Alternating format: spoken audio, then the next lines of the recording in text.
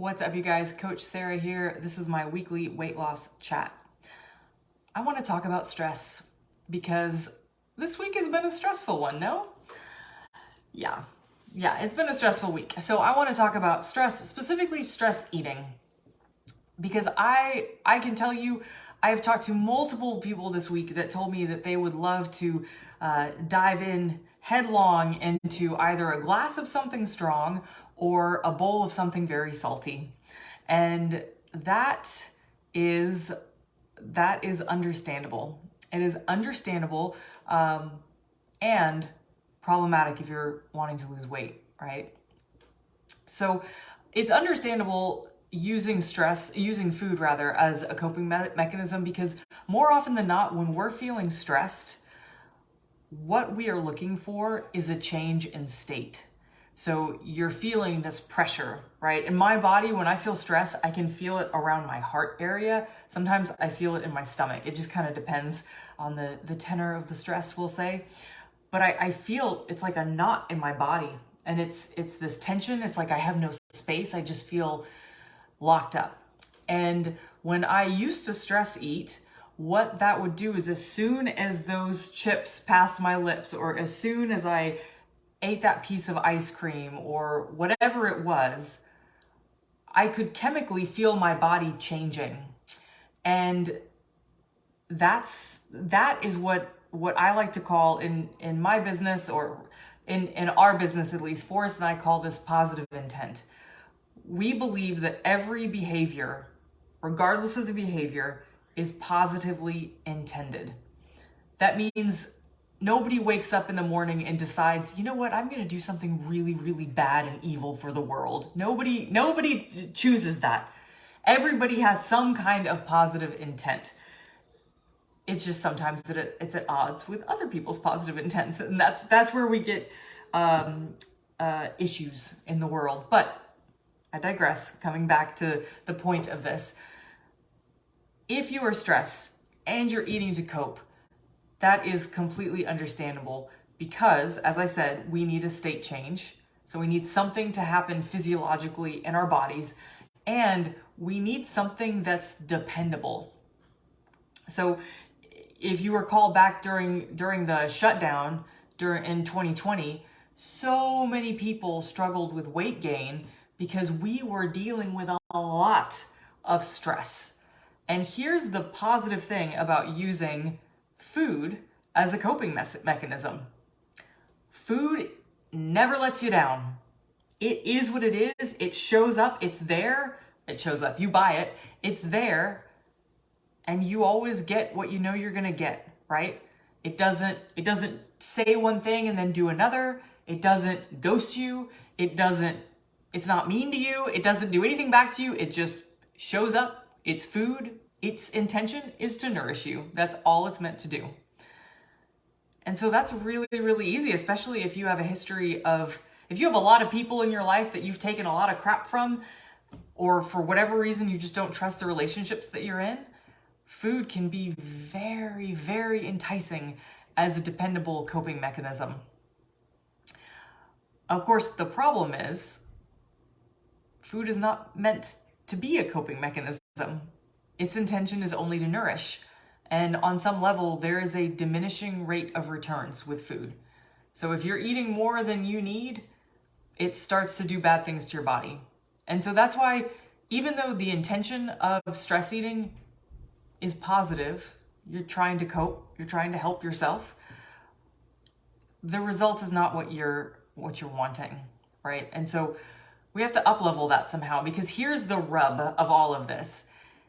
If you are wanting to lose weight and you struggle with stress eating, at the heart of that, you are basically signing up. Like, if you are actively deciding, I'm going to lose weight, I'm going to stop stress eating, you are actively signing up to remove something in your life that you find dependable, that you depend on. And I don't know a lot of people that have started that kind of journey and really, I don't know anyone who started that journey and succeeded No, let me rephrase that. I'm getting confused. I haven't known anybody that started the journey, failed, who didn't know, like they had no idea that they were signing up for that. Or maybe a better way of saying it is they didn't know how painful that would be to try and cut something like that out of their life. So whether it's food, whether it's alcohol, you know, any number of those things, if you're wanting to lose weight and you struggle with too much stress eating or stress drinking, for you to lose weight, you have to find a different coping mechanism. That has to be acknowledged. Like, you must acknowledge that if you are going to succeed. Because I don't know about you, but if someone tells me, hey, Sarah, do you want to lose weight? I do. Yeah, that'd be great. Cool. Okay. For you to lose weight, you have to stop doing this thing that you absolutely love doing. Like, you just have to quit. Do you still want to lose weight? I might say yes, but there's always going to be a part of me, if food is what I depend on to deal with stress, there's always going to be a part of me that's like, no, hard pass. I'm good. Thanks. So I might be that person that says one thing and does another, right? So that's really the first thing that has to happen, is we have to acknowledge what is required of us if we're going to make that leap from I just want to lose weight to, okay, I'm going to lose weight. I'm going to follow this plan now and do this thing. And we absolutely don't do it by just saying, okay, cool, stop enjoying your life now, or else we can't succeed. So what I would offer you is, number one, acknowledge if food or drinking is something that is really big for you and you know it. Acknowledge that first. And quite frankly, as best as you can, be okay with it. Forgive yourself even, because that's a very human need. Like, it's a human need to find something that we can depend on when we're stressed and overwhelmed. That doesn't make anybody a bad person if they do that. So number one, acknowledge that. Number two, forgive yourself for that.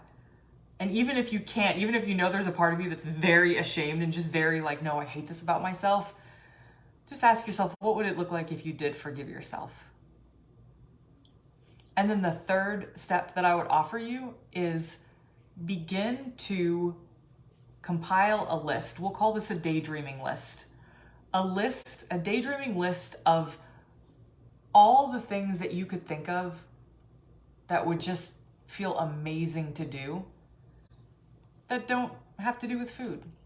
So a few examples would be, get a massage. Massages feel great to me. It might be going on a walk with a friend. It might be trying something completely new and physical, like rock climbing, or maybe you schedule a date to go with yourself to go do stand-up paddling down at the lake. Or maybe it's you schedule a date to go to a library and just read. Just read or journal or color or something, something that you just enjoy. And just have fun with that. So that would be my recommendation, is start compiling that list. And if you'd like help, let me know.